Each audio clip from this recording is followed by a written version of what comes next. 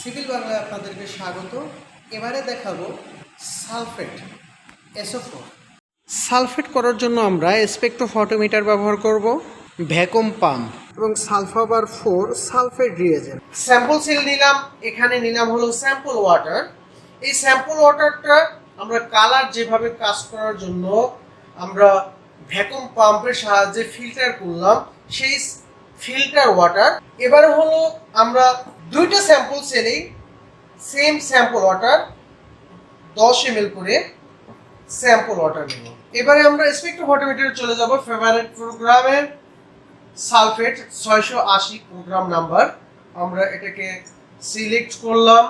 এবারে হলো যে কোনো একটা স্যাম্পল সেল আমরা এটার মধ্যে দিয়ে দিব। এবারে এটাকে অবশ্যই 0 করব, 0।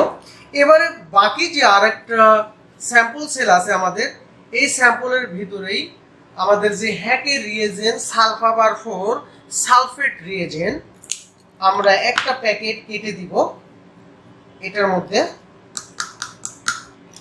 এবারে হলো এটাকে ডিসলভ করব। এটা রিঅ্যাকশন টাইম হলো 5 মিনিট। 5 মিনিট আমরা রেখে দিব। 5 মিনিট পরে আমরা এটা রিডিং নিব। আমাদের টাইম শেষ। এবারে হলো আমরা স্যাম্পল ওয়াটারের